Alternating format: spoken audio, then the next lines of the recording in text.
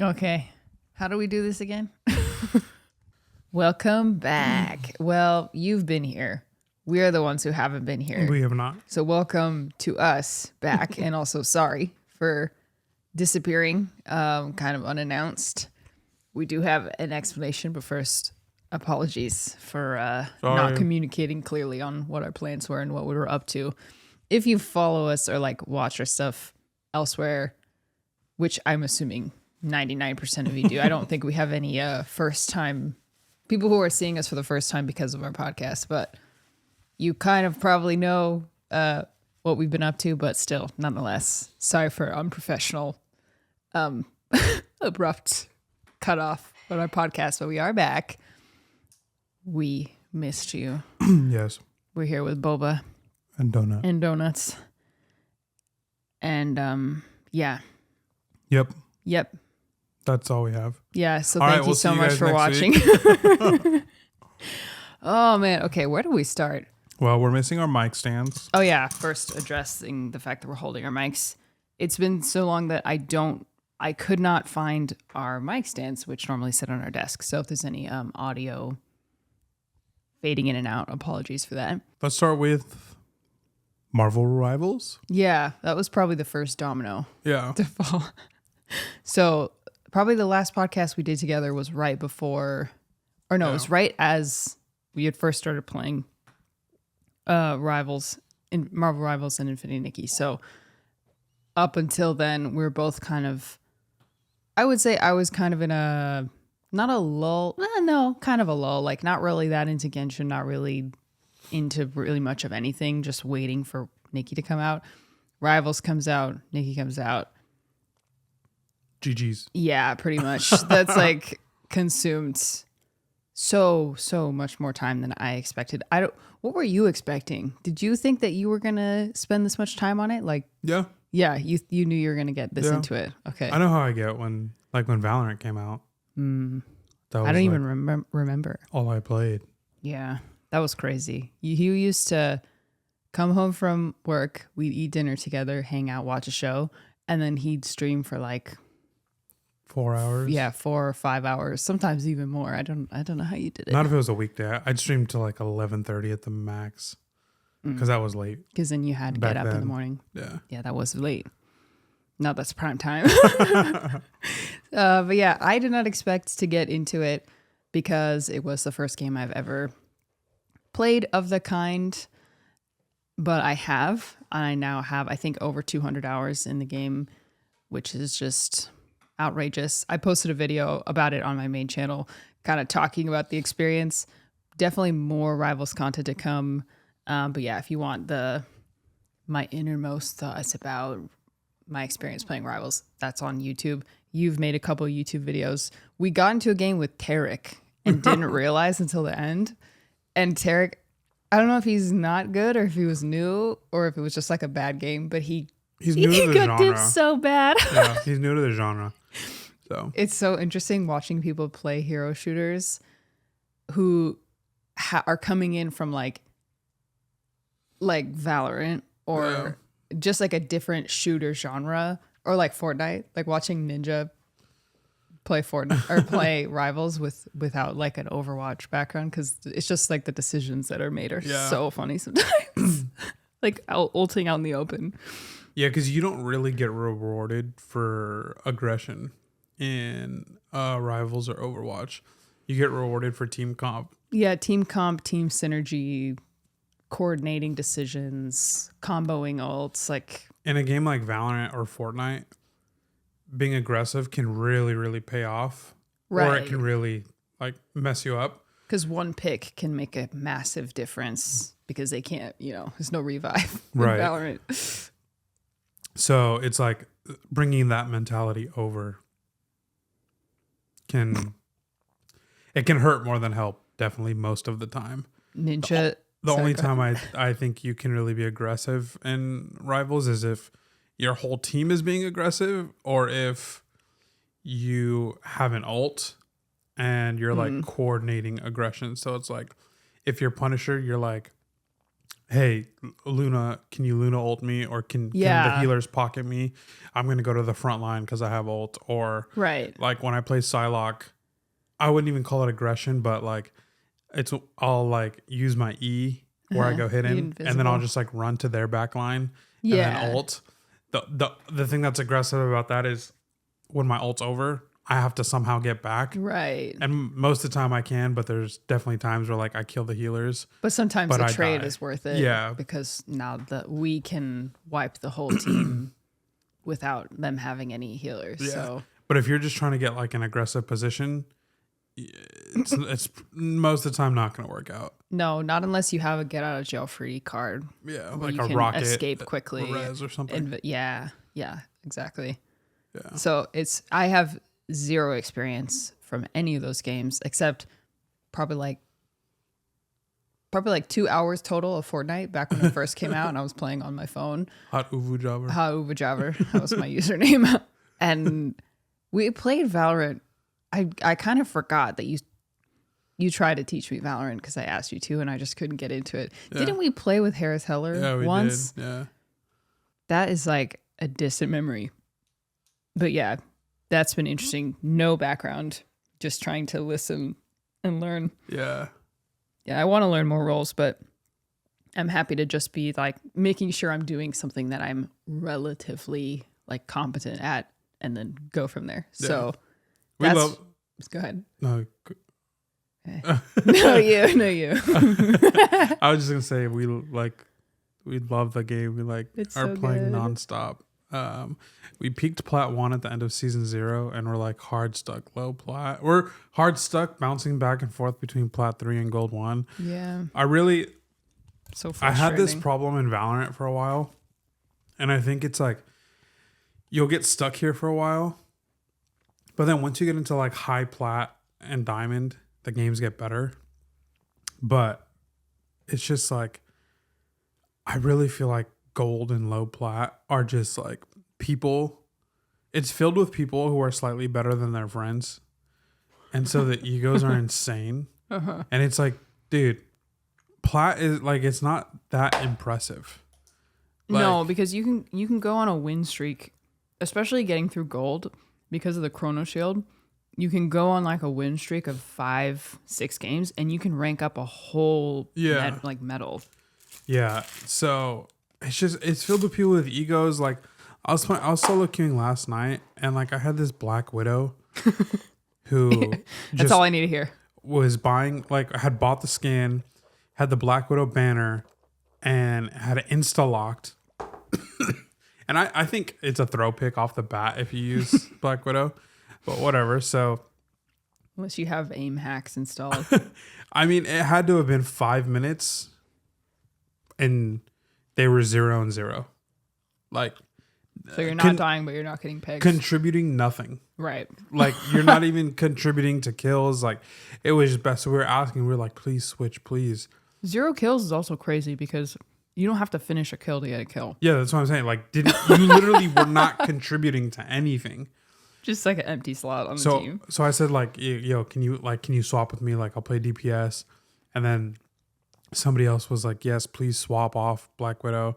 Didn't respond, didn't say anything. And just like insta-locked. And then later on in the game, I think after the first half, they finished 6 and 7. And I said, That's so bad. you're plat 3, 6, and 7 Black Widow. Nobody is going to watch your TikTok clips. Please switch off the character. I know that hurt. So it's like if you're a high ranked Black Widow, that means you're hitting like crazy headshots. You're getting kills. Like you're doing good. But if you're hard stuck gold, low plat, and you are going negative KD, just stop. It's a high skill requirement character. So I feel like also it's just people get really stuck on this, like, I'm good because I've won the last 4 games and I've been MVP this many times, whatever. Yeah. So they can't get out of that mindset. So when they start playing bad, they cannot compute that it might not be everybody else's fault. Yeah. Like that one squirrel girl we played with who was literally getting downed in less than a second. and then blaming it on trash healing. Yeah. And wouldn't switch, had horrible positioning. Like, you can play out of sight almost the entire game as Squirgle. Can you not? Like, you just play the corners and send those little ding, ding, ding. It's like people with that kind of mentality won't switch because they can't compute that it's maybe not everyone else's fault. It's okay to have a bad game, but just like adapt. I don't know why that is so hard for people. Yeah. Switch to another character you like. Do something different. Like, it's a mental game too. So I'm always. I think you're a great. What is it called? Not Phil. Flex. Yeah, I prefer to play Psylocke. I feel like those are that's the character I do best on when I'm playing my best, and so I'll play Psylocke. But if I'm getting if their team comp is countering me and or I'm just not playing well, I have absolutely no problem wanting to switch because I want to win. And my desire to win is far greater than any ego to prove that I can play this character. I know within myself that I can play this character. I know the types of games that I have had with this character. But sometimes the map, the game mode, the skill of the opposing players, the heroes that they choose, if that doesn't line up, that's how the game is built. Right. There's counters to everything. Right. So maybe you have a backline that's just really attentive to Psylocke and is always ready to hit the freeze or sleep or something like that. So last night I had a game where our team comp was just bad. And so we were playing domination. We got stomped round one, just destroyed 100% to 0. I love this team because literally me and 2 other people sent this message at the exact same time. We were like, okay, we have to change something. Yeah. And so we did a full team swap. We swapped heroes or we swapped roles that we were playing. That's so beautiful. And I stayed on Psylocke because I had 12 kills at the end of the first round and the person closest to me had 6. So we were like, okay, you stay Psylocke. We need to get a shield tank. We need to get a different type of DPS. And then we went and we won the next 2 rounds. We just completely countered their counters and we ended up winning. I mean, there's so many reasons that switching can change the game entirely. Being willing to switch gives your team a morale boost and a concept that things might change, or because of the change, the outcome might be different. Yeah. So the mental shift is good. And you're surprising the other team. They're probably going into the round expecting you to have relatively a similar comp as the first time. I don't know. It's all just giving yourself a chance to do something differently for the round to end differently. So not switching, on the other hand, not switching when you are the worst performing player on the team, I can't fathom that. I don't care that you were really good the last game because you're not good this game. Here's my piece of advice for anybody who maybe you're a one trick, right? And so you can't switch. Here's what I say. Switch to a character like Luna or Invisigirl because those are 2 pretty easy characters. Or Cloak and Dagger is okay. Yeah, it's just Luna's probably the easiest to learn off the bat. Cloak and Dagger though, you're switching between two roles, so it can be a little overwhelming. But Luna and Invisigirl, they're pretty straightforward. They're not difficult. They don't really have high skill ceilings. Right. It's just shoot, learn their abilities, their push, snowflake, those things. Good. You're good to go. You can play it. That's all you need to do. Or you play Strange and you just sit there and you hold your right click, and then when they destroy your right click, then you shoot and you hope that your healers are healing you, keeping you alive. And then once you get your shield back to 800, you hold your right click again. And that's it. And I promise you, you will do so much more for your team doing one of those 2 switches than staying on the Winter Soldier Bucky and just whiffing everything. I on quick play, I have an alt account and I'm grinding up to level 10. So I'm playing a bunch of quick play. We had a team that was 4 duelists and 2 strategists. Or no, maybe it was like 3 duelists, 3 strategists. I was like, we were just getting killed over and over and over. Could not move the card an inch. And I was like, okay, I'm gonna play strange because we need a shield. And I was like, okay, how do you play strange? Okay, that's the that's the shield.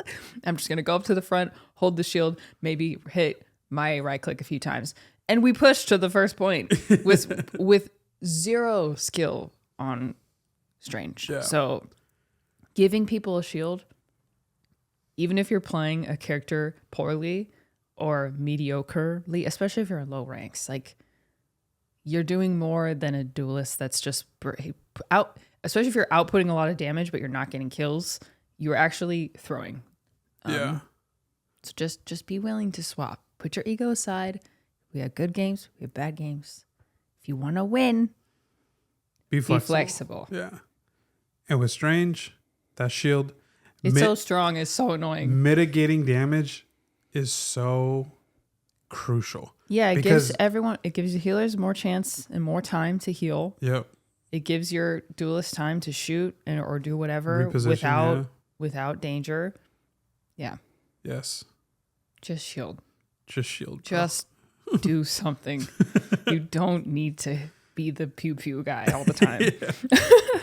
But other than that, pretty good. Our plans changed for this evening, so I might go live as soon as we're done here. Oh yeah. So that's true. We'll see. Oh yeah, okay. So we yapped a lot about Rivals, but yeah, that's been a huge thing on our brain and on our plate lately. It's been super fun. So you can watch us twitch.tv, Dish, twitch.tv. I am spro. I am spro. And we're live pro. Most nights of the week. I don't think we have a schedule, but we're live most nights of the week. Usually like 4. For me, I feel like it's been like 4 times a week, 3 times during the week, 1 time during the weekend. Yeah. But I just revamped my office. I'm like almost done. It is so much better.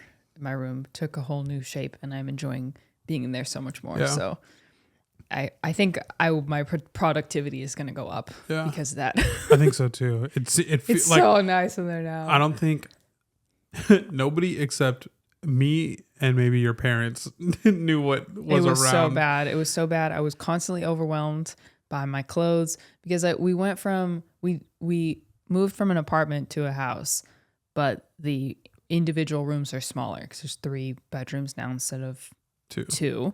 And then I had a walk-in closet formerly.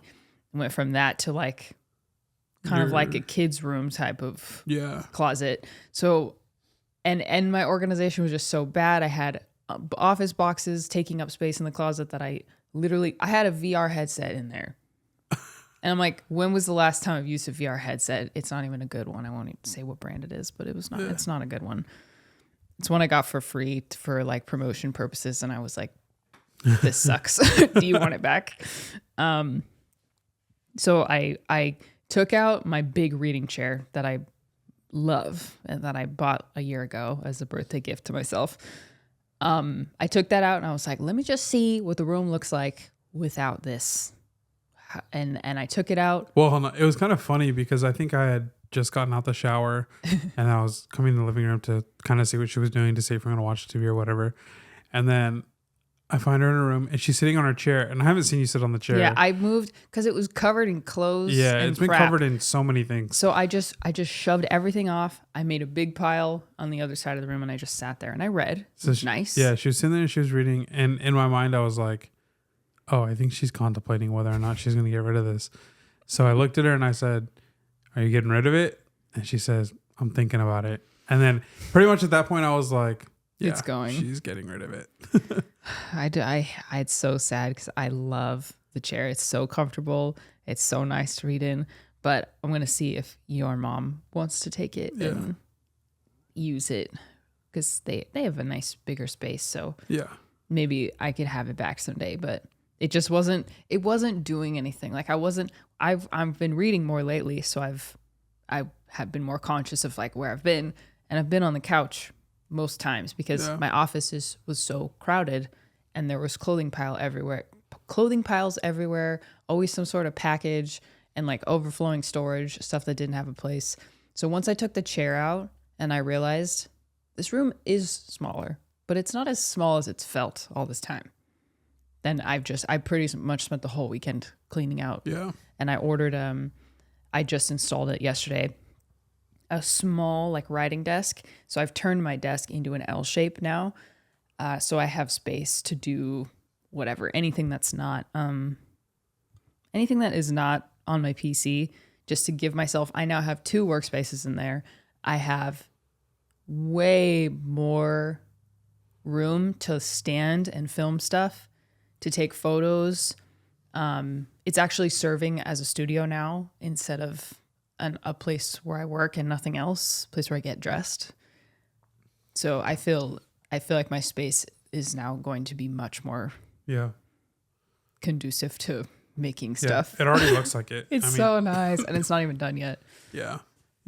That's been great. Rearranged it very nicely. Thank and then you inspired me to do a fraction of what you did this weekend. But my desk is it's just like an Amazon desk, and then on the right side of the desk is like those things that they build where you can like put the PC on under the desk. Mm-hmm. So it's got like one of those things, and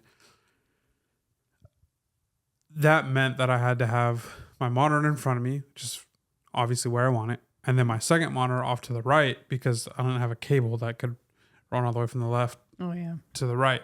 But the problem was, so I have a monitor here and then a monitor here, and then my camera's here when I'm streaming.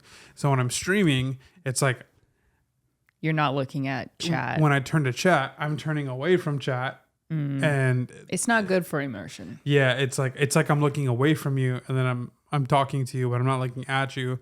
So then I was like, all right, you know what? I'm not going into work all week this week, which we'll talk about that in a little bit. So I'm gonna rearrange my desk, and she's like being inspired to do so. Like I'll do my part, and so I had Which to. Your room is always so nice and clean. Yeah, because I can't operate. I can't suppress it the way that you were able to. I suppress until I reach a breaking point, and then I freak out and I just focus until I get it all done. Yeah. So, but the desk has like, it's got a bar like on the back to basically determine like what's the back and the front. Mm-hmm. And so I didn't know that I could unscrew it because it's been 3 years since I built it. Oh, really? So I was like, oh man, how am I gonna switch this over? I thought what I was gonna have to do was like completely unbuild and deconstruct the desk and then rebuild it with the PC thing on the left side. But then when I was looking at it, I was like, oh, this PC part is the same on the front and the back. And there's a bar here. And so I went down and I looked under and I was like, okay, so this has 2 screws on each side. And then I looked on the front and I was like, okay, there's 2 holes. So basically I just took that bar from the back of the bottom and then I moved it to the back side on the front. And then I just rotated the desk a 180. And then I was able to put the PC on the left side and have now my second monitor with my camera, which I didn't benefit of that, which I didn't realize was it actually made my room feel more open when you're like looking at it. Because the monitors aren't. The monitor was like closing off like kind of like a corner of my room that has like a little bit of decoration like for the right, like the podcast. Like it's behind me on the comic room pod where I have the big Star Wars poster in my Elizabeth Olsen signed comic. But if you were on camera, you can see it. But if you're like looking at it from the room, like at the doorway, you can't see it. The monitor was blocking it. So now that I moved it now feng shui. Yeah, it has like a fully open feel, which I didn't know. And I was like, oh, this worked out. So you inspired me too. Oh, that's so cool. Maybe this will inspire you guys to go and make the change you need to change to be productive. Make the change in your rivals team. Make the change in your in your space. Well, I had like with my office, I think I had just really resigned to how it was. And I'm like, I can't fix this. It's going to be like this all the time as long as I can get my work done, whatever. It's not a priority. But once I saw one thing change, I stopped being passive about it and realized if I put in the work, I can make much more out of this space and actually make it useful because my content output on like short form stuff, and anything that's not stream highlights has been low. And I think it's because I don't have a quick, clean space that's like has an expressive background or a neutral background to film stuff like fashion, aesthetic, memes, whatever it is. Yeah. So just having it easy, accessible. Gosh, cannot underestimate how much value there is in having removing barriers to being productive. Like as little, if there's something you want to accomplish, removing steps is the best way to streamline. Yeah. Because every step is a way for you to say, no, I don't have time for that. Yeah. I'm not doing that. And the inverse is true. And I pointed out to you that your streams, you now have the ability to go 3-dimensional. Right. I can go in my background instead of just be like cramped in by it. So pretty cool. Yeah. Simple changes, but I feel much better. Yeah. I actually like being in there now. Yeah. That's good. Yeah. Before, when we had guests over, just close the door. Yeah, close it. Like, you don't want to go in there, my friend. Yeah. So that's that. Anything about Nikki? Nikki is awesome. It is like exactly what I need right now. Compared to other gacha games, it is not overwhelming, and it is cozy in every way that it is structured, because there's an event going on right now. I've pretty much done everything for the 2 events, so I don't really have to check in and do stuff. And the daily stuff is so easy. I can log in for 5 minutes and do everything and just wait for the next thing. And, there's more to do if you want to. I have lots of exploration I could do. Side quests that I could do, but I don't feel like I have to. I don't feel like I'm going to fall behind. So that's been awesome. It's been great because I didn't expect Rivals to take such a front page moment for me. So it's been great to have a very casual, meaningful but casual relationship with a game. The community is so cool, so nice, so creative. And content's been easy and fresh and fun. So everything is great on that front. Yeah. I don't have to stream it every day to keep up, which is how I felt for a long time with all the gacha games I was trying to juggle. I'm pretty much on pause with everything else right now.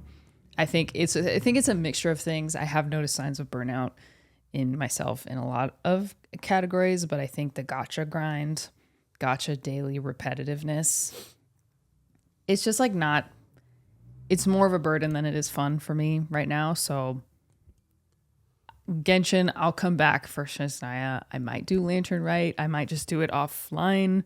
But thing is, no one wants to watch someone play a game when they're not actually enjoying it. So people are asking me to do Lantern Rite, and I'm like, do you really want to see me do Lantern Rite? Like, our Lantern Rite's like a cool Hu-Tao story. Oh, really? They were saying it was like her third or second.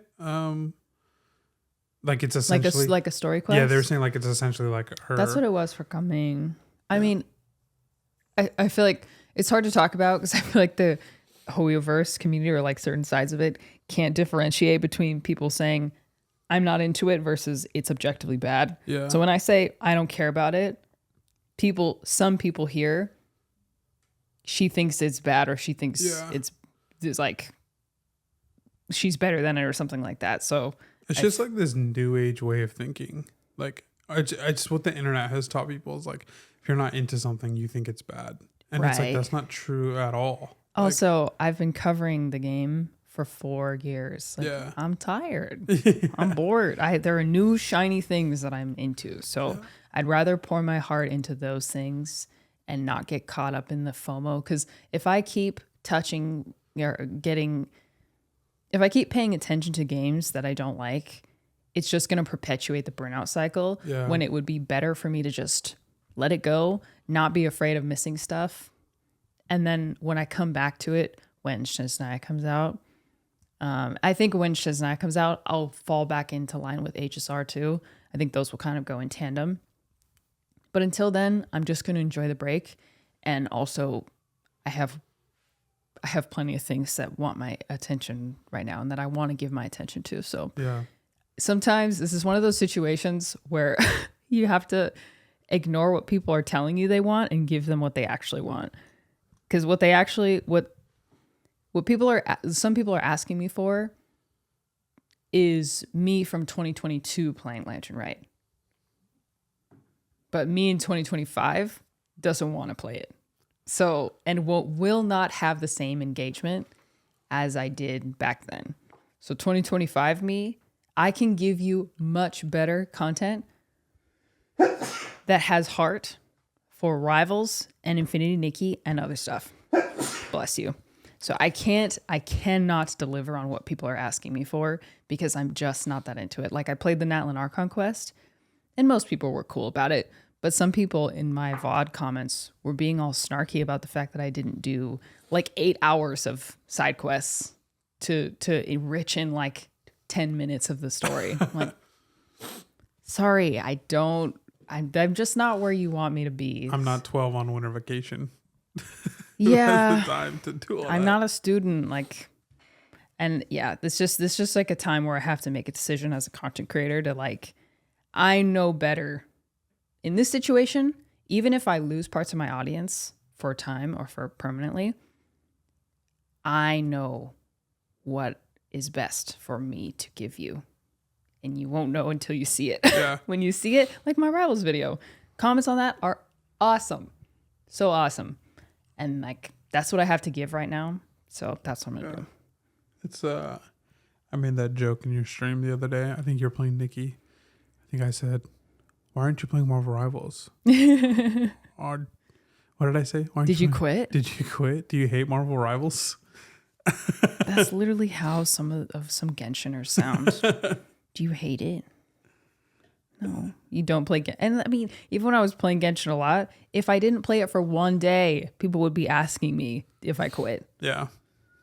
But it is what it is. It's just the reality of being. We grow and we move forward. There's a new wave of Genshin creators who... I'm about to be 29, okay?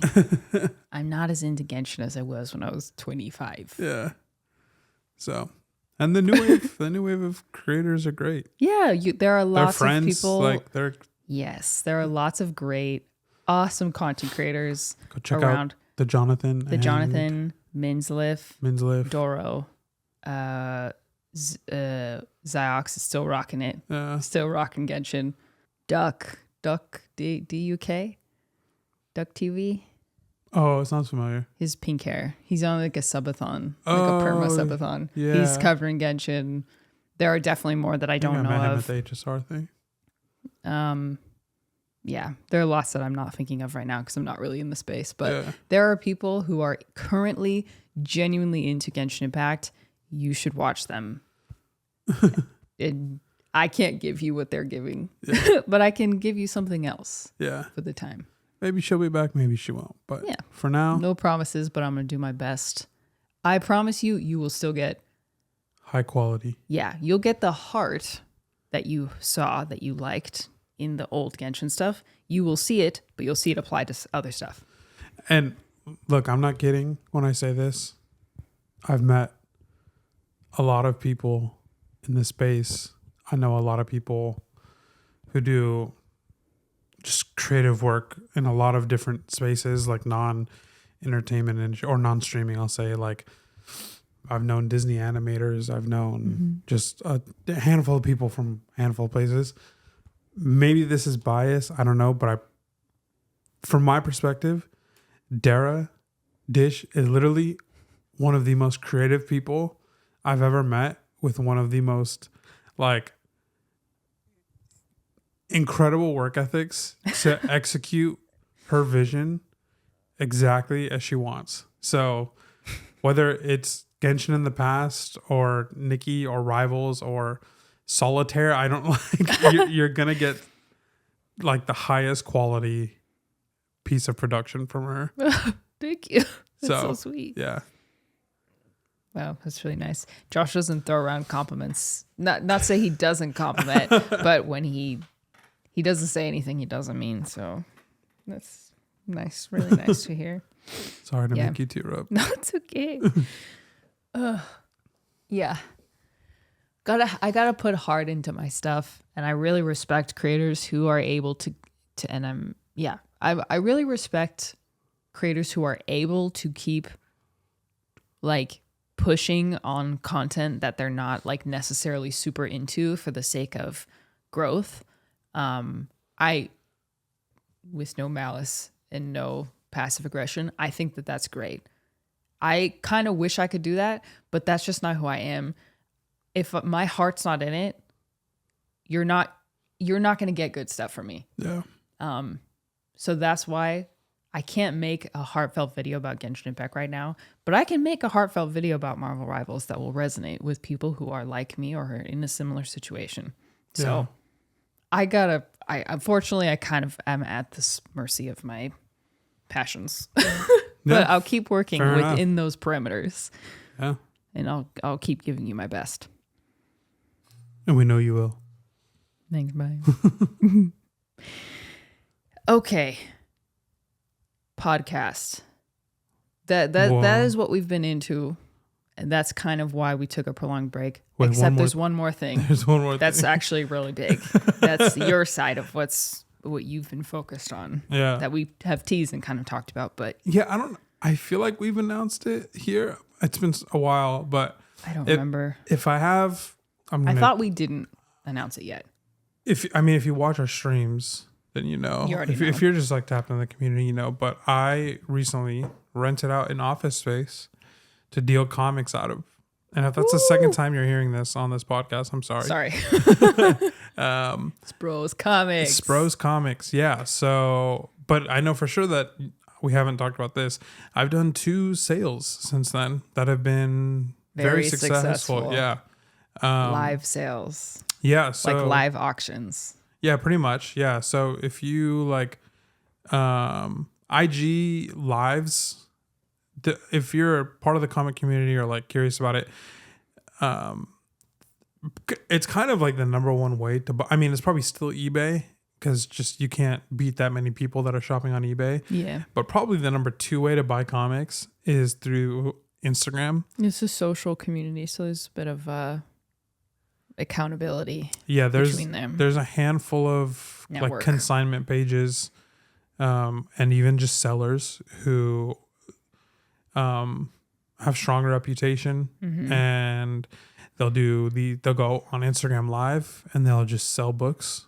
And so I partnered up with the biggest Instagram consignment page, and I've done 2 live sales with them, and they've been incredibly successful. I've gotten a lot of books out, awesome books to a lot of people.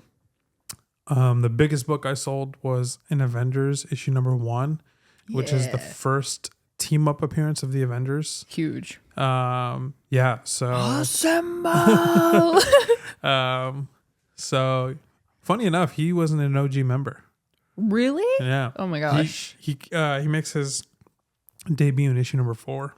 Would you say he or Tony Stark is the face of the Avengers? I feel like the Captain America shield is just that's so Avengers core. Yeah. I think over time it's been Cap. Yeah, for sure. But he was an OG member. It's so interesting. Yeah. I mean, kind of, but it's like issue 4, so he came 4 issues later, but he wasn't that initial. 4 weeks later. Yeah, 4 months. Oh. But it was Hulk, Iron Man, Thor, I want to say, Ant-Man, and I'm a couple others I'm probably missing. So yeah, that was cool. I've also sold like $2 books. Yeah, which is fun. Just trying to get all types of books into all types of people's hands. Also, a good steal book is a good way to get someone to buy one thing.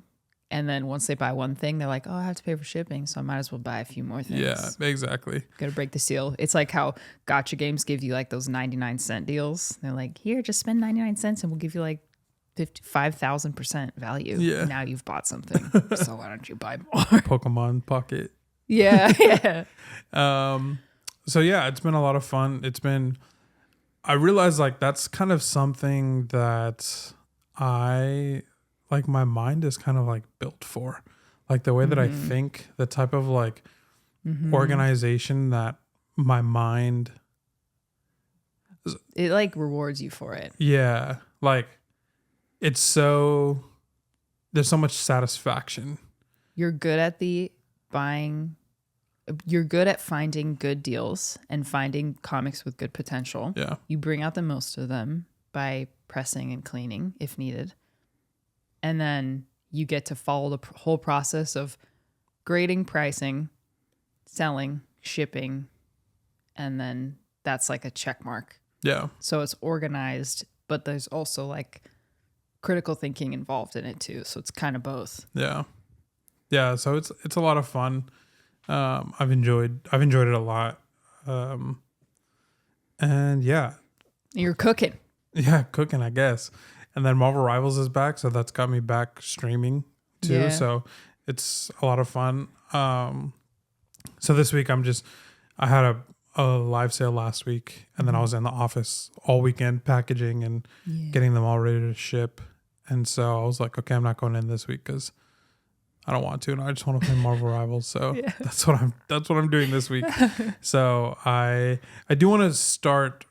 I feel like now I'm at the point where I have a groove with the comic stuff, and so now I want to start integrating the creative side of content creation, and actually like being consistent. I mean, I've been somewhat consistent. I have my editor just got back to me with the video, so should be up tomorrow or Friday. So I want to be a little bit, I guess the word I'm looking for is like, I want to be more mindful about that type of thing instead of like mindless turning on stream, playing for 4 hours and then, like, oh, there's not a good video in there. So we'll see next stream, but I actually want to start like thinking it all out. So yeah, with stream, you kind of have to be proactive about, you have to pick up on when there is a clippable moment and kind of, make the most out of it, be funny, be expressive, go for a crazy clip or something. You have to kind of think of it.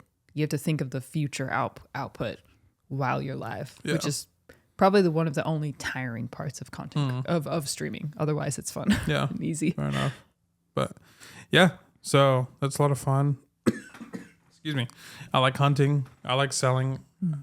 I like getting good books at a good deal. I like getting books into people's hands that they want, and I like seeing the profit margin in between both of those things. There's a lot of satisfaction in that, and sometimes if I break even, I'm not mad about that. It's like, hey, if I got a cool book into somebody's hands, like, you know what? That's great. Happy. Yeah. As long as I'm not doing that all the time, but if it's happening every once in a while. Obviously, I got rent to pay and stuff, so I gotta make my profits, which I am. But if it just makes somebody happy and I'm breaking even, like, you know what, take it. I was thinking that when you showed the Wolverine or the X-Men covers, the X-Men comics that had the movie covers, I was oh, that's sick. And then you revealed the price. I'm like, that's it. I want them. Yeah, I know those were sick. They sold instantly. Yeah, and I got those for $1 each. Really? Yeah. So you still made a profit on them. That's crazy. Yeah. So. Yeah, you're also you have integrity. So you're also buying comics and want to buy more comics at bulk from like individual collectors.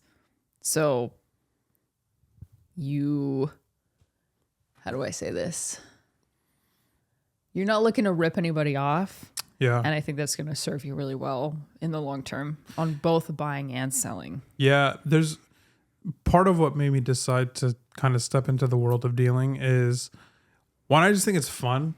And two, it's a great way to fund my own personal collection. Mm-hmm. So that helps. Win-win. Yeah, it's a win-win. But another part of it too is like,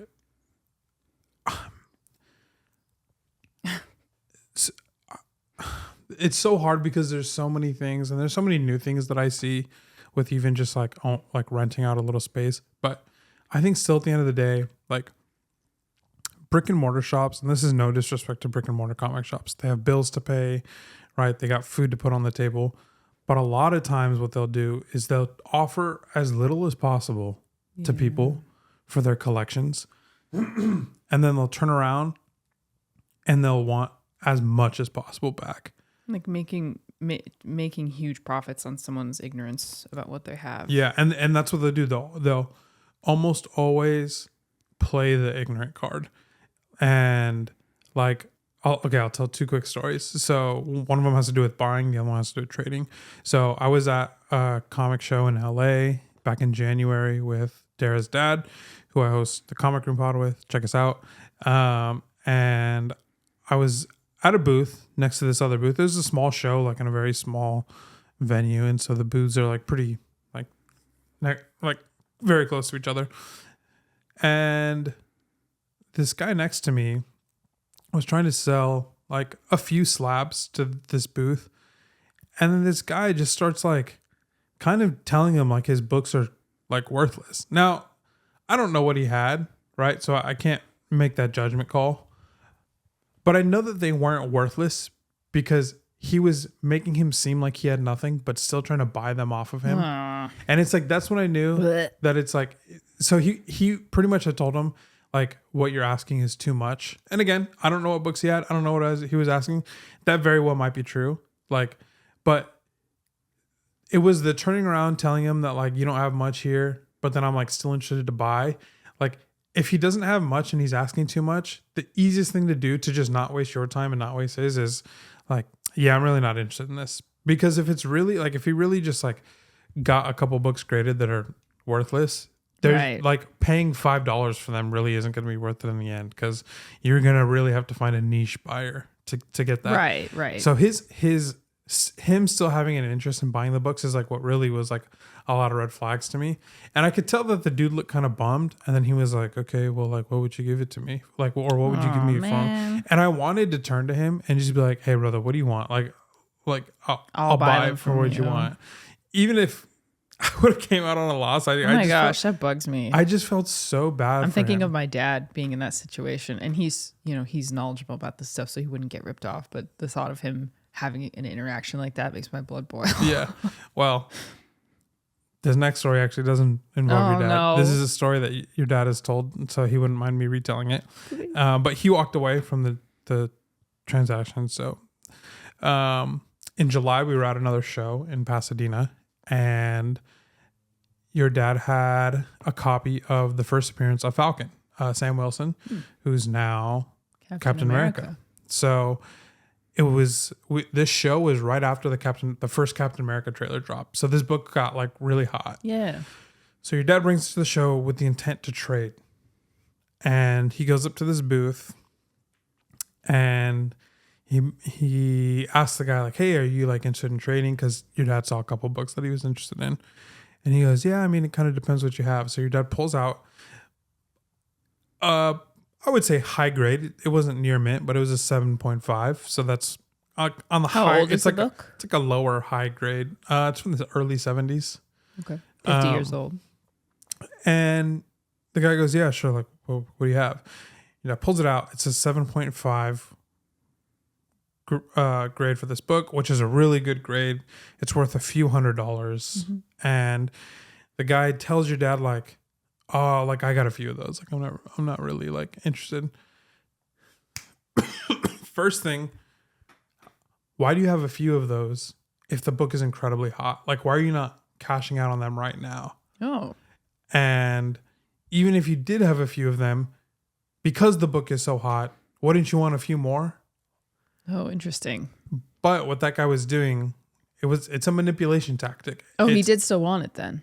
Yeah. So it's a manipulation tactic because he's basically conveying like, oh, I have a few of them, which is conveying this doesn't sell. So, or this is not that great of a book. So I don't have a need for it. Yes, which means I would pay you very little for it. So your dad goes, okay. And then puts the book in his bag. And the guy goes, wait. And tries to continue the negotiation. But your dad was already like, no. Like, no, you're already trying to devalue what I have. And which is, I get it. I know that that's how people trade. It's dishonest. Yeah. So there's like a standard trade plus 10% in the the card hobby and the comics hobby. That's kind of like what it is. Like if I have a book that's worth $500 and you have a book that's worth $400, then if we're going to do a trade and cash deal, it's going to be a $550 deal at the end of the day. So it's like you trade me your book, you give me $150. Sure. Now we're clean. So, yeah, your dad pretty much, he was very nice and then eventually like walked away, but that guy was trying to take advantage of him for sure. And but so I see that happen in the hobby, and I've had it happen. Like I've brought books to comic shops, and like I said, I know those comic shops, they have bigger buildings, they have bigger rent, and they can't offer as much. But I feel like my main thing, like kind of like the slogan, or not really a slogan, but one of the things that I have in like my reason why I'm doing this is because I want to reward collectors for all their years of collecting. That's a core value. Yeah, a core value. Yeah, that's a good way to put it. It's like people spend so much money in this hobby, and so much time. Yeah, so much effort, purpose, and it's generational too. If they're choosing to sell through a business instead of through eBay or consigning it themselves, they should expect a lower amount than they would elsewhere. Bulk. But you shouldn't be getting ripped off. Right. Like that's just, and I think it's just not, you should make people feel like, at least what I want is I want people to walk away happy. Like, man, I had that book for a long time. I was happy that I had that book for a long time, and I just sold it for a price that I'm happy with. I never want people to kind of just be like, like, should I have done that? Yeah. Like could I have gotten more for it elsewhere? Right. Like, or people who are like selling their parents' old collection and don't know what they have and going into a shop like, can you estimate this and tell me how much it's worth? As a shop, I think it's on your integrity to be honest about what the value of the items are. Yeah. Yeah. And I mean, there's definitely people who don't mind getting nothing for their books, which is like, I mean, hey, if that's you, then I guess keep supporting those types of businesses. But anyway, so that's why I'm keeping my overhead as low as possible, because that'll allow me to at least pay people a little bit more for, what they want. But yeah, it's a tough business. It's not a comic shops. They struggle out there. And so one of the negative effects of that is sometimes they just have to lowball because they got to make their profits to meet rent or whatever. And so this is my way of kind of maybe fixing the problem on both sides, is keeping overhead low and trying to make people happy when they sell me their books. So just doing what you can. Yeah.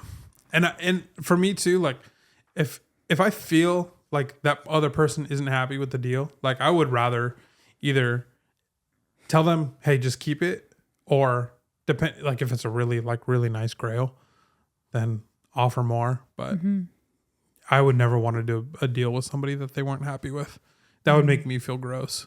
Man, even when people pay me like on these live sales, I feel like I was like, so the live sale was Thursday. Obviously, it's going to take me time to pack and ship. But if I didn't have those books out by Monday, I would have felt sick to my stomach. Which is so funny because people have made you wait way longer to send you books. I know it's great, but I'm just like, send way more grace to those people than to yourself. I have your money. There's no reason that I shouldn't get something. Right, exactly. Like you've sent me money, and there's no reason why I shouldn't be doing my absolute best, and I shouldn't be putting in the most amount of time that I can afford to give up or should give up to get your books to you in a timely manner. Like, yeah. And there's some IG sellers who just take their sweet time, and I'm just like, dude, what are you? Give me my money back. I don't want the Disneyland incident. Yeah, goodness gracious. But anyways, so that's been my December and January. So yeah. So all of those things plus the holidays. TLDR, we just realized that like the podcast, bless you, publish date was just like sneaking up on us every week. And we were like dragging our feet and didn't really have much that we wanted to sit down and talk about. And we were just like, what do we do this week? And we were just like, okay, if we don't feel like we can actually prioritize this and make it valuable for the people who are giving us an hour of their time to listen to us, we shouldn't do it. No. And we could grapple with it for a while because we still like, this is good. Like, I enjoy doing this with you. We enjoy having a podcast. We know the people who listen enjoy it and appreciate it. So we don't want to take it away. So I think we found a solution for this. The Logging Off podcast is going to change shape a little bit. We're going to go back to weekly. Mm-hmm. However, we're going to go on a 4-week schedule or is it 4 weeks? Is that what we said? Or are we just going to do the first Tuesday of every month or something like that? Yeah, or Thursday, yeah. Yeah, first Thursday of every month. It'll be me and Joshua. Mm-hmm. Every other week, it's going to be just me. Yeah. Or in a circumstance where, I'm super busy and you're not, maybe it'll be just you. Yeah. The reason being, so I think this solves a few things. One, if it's just me for 3-4 weeks out of 5, I can just set up one camera and one mic and do it at any time. We don't need to coordinate. That was like one of the bigger things is like, I was like, oh, well, like I have to be at the office because I have the sale coming up. And I'm streaming at night or I'm working on a video. I have a deadline. Like you have a deadline. Yeah. And then you have the podcast, your podcast. Yeah. And our recording nights also lined up with like my boxing class. So it was like, yes. Well, are we doing it before or after? Well, if we do it before, then I got to come home early from the office, which I can't. And we're like trying to squeeze it in somewhere. But then like, what are we doing if we're not really putting our best foot forward? And we also realized I have a lot of yapping. I just do a lot of little things all the time. Like I'm always watching something. I'm always reading something. I'm always trying something new or like learning about something. I have a lot to yap about and not really a place to do it because there have Yapper alert. Yeah, I have a lot of things that I talk to myself about or that I talk about on stream. The specifics of books that I'm reading. Like, I don't know if any of you listen to the Broski Report, but something along those lines where I'm just kind of like, hey, here's what I've been doing and what I've been learning from, like, I just read The Way of Kings. I want to talk about The Way of Kings so bad. Yeah. But you haven't read it. Yeah. So it is kind of awkward for me to sit here going into detail, open book, talking about the intricacies of this storyline and this value that was represented in the end, like spoiler full. So I think the best solution and the thing that best aligns with our current availability and pace of life is to have one episode per month where we're here together doing what we normally do. And then you're just going to get a lot of me for the rest of the month. Yeah. And I think because I'm a little bit shy and even still uncomfortable with like going on and on when it's just when you're listening and like you are not on the same page as me with what I'm into. I definitely don't. I like clam up a little bit and I don't really like let it all out. So I think I've always wanted to do a solo podcast or liked the idea of it. We talked about it when we first started this one. Yeah. Because we were like, okay, well, let's start this one together. And then let's get a vibe for it. And then maybe you can branch off with something else. But yeah, but like we couldn't do both. We couldn't. There's no way we could run 3 podcasts out of the house. Yeah. Unless we would have to get a studio. Yeah. Yeah, it'd have to be permanently set up. Where we could just walk in, hit record, and leave. Yeah, I can't be moving around my mic that much. It's already like rickety because of how much it moves. Yeah. Yeah, so I think this will be a way to satisfy that and still have the you and me talking. Like, we got to talk about Severance. That's like, oh, shoot, yeah. Yeah, we kind of ran out of time because we're at an hour, but. Well, that's fine because a month, like early March, we'll have a handful more episodes. So watch Severance. If you haven't seen it on Apple TV, the second season just started a couple weeks ago. The first season was in 2022. There was a super long break, probably because of COVID and the strikes. But they're just now airing season 2. It is amazing. It is so intense. This is the first time me and him have watched a sci-fi together. We've watched a lot of sitcom and like, what else have we watched? Like Ted Lasso, realist. Dramas or comedies is kind of dramas and comedies. This is the first, or comic book stuff.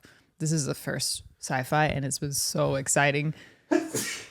Reading sneeze boy today. I don't know. Maybe people have slept on that jacket or something. It's just a masterpiece, and it's so exciting, like truly thrilling. It's like it is sci-fi because it does. It is sci-fi. Is it? Yes. Unless it's not. I mean, the whole idea of pathologically splitting your brain, like, no, yes, it absolutely is sci-fi. Yeah, I was gonna say that part of it is, but I feel like it's more like a cult thriller. It's like a sci-fi cult thriller. Yeah, I think that's accurate. Yeah, anything that has capabilities that probably don't or can't exist in the real world would be considered a sci-fi. It's like have you guys seen, what was that Andrew Garfield show, Under the something sun? Under the Banner of Heaven? Oh, Under the Banner of Heaven. Yeah. Oh. It's like that, but with sci-fi elements. Yeah, that's about the traditional or something. It was like the fundamentalist. The LDS. Yeah. FLDS. FLDS. Yeah. So it has that kind of Scientology type. Yeah. Structure. Yeah, it's great. I don't even want to say anything about it, but if you watch one episode, you will be hooked. And then by the next time we're together, I think the season will be ended or close to ended. Right? Probably or not. February's a short month, Yeah. so maybe 2 months. But yeah, we could touch base on it then. Yeah. Yeah, it's been so fun watching it together. Yeah, it's great. So, so you'll see Dish for the next few weeks. Yep, a noodle time. Basically the first 30 minutes of my stream, but more focused and more detailed, more thoughtful, I guess. And if you miss me, you can also always watch the Comic Room Pod. Or watch stream, because we stream a lot together now. Or stream, yeah. As a rebels. Anything else we gotta touch on? Your birthday's next week? Oh yeah, I'm about to be 29. What the heck? Old. I'm so old. Actually, my grays are really showing. Can you see how much gray I have in the front of my head? Yeah, a little bit. I mean, it's not. It's a lot more than it was last time I checked. I know. I have grays here, but you're gonna get the read. I might. That'd be sick. But I just have like a lot of hair, and it's thick and it's long, so that it hides. I'm so jealous. Under all the hair. I have a little hair and it's thin. I'm fine. So. A little hair. Yeah. What else happened? Anything else? Ahsoka Cats bit my good. toe. Ahsoka bit your toe. In the middle of the night, woke me up. Yeah. You are hiding enemies of the state, are you not? That was her looking at my toes under the blanket. That's her. That's her for real. I picked up Murdy yesterday. Picked up Murdy. Which he rarely lets us do. Yeah. I sometimes he sleeps right here. There's like a little cat hammock attached. And so I'll go and I'll pet him. And I probably haven't picked him up in like a month and a half. Because when I pet him when he's sitting there, I can kind of tell what his vibe is. Yeah. And I went to pet him yesterday. And I was just like, I feel like he'll let me pick him up. And he did. Wow. And I sat there and I pet him on the head. And I gave him a kiss. And I said, "You're so nice, Marty." And then he just sat there and he looked at me like that. And then I put him down. And that's the big accomplishment. Yeah. That you were able to put him down without him being like, yeah, put me down.